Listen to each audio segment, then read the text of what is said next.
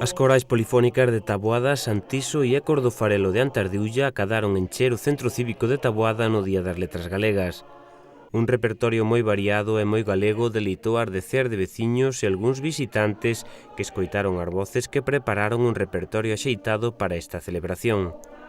Os concertos de corais consolídanse como un acto xa clásico que non podía faltar na 22ª edición do Festival das Letras no municipio. Velaí vai un tema galego moi popular que resume o sentir desta cita nas voces dos compoñentes da coral taboadesa.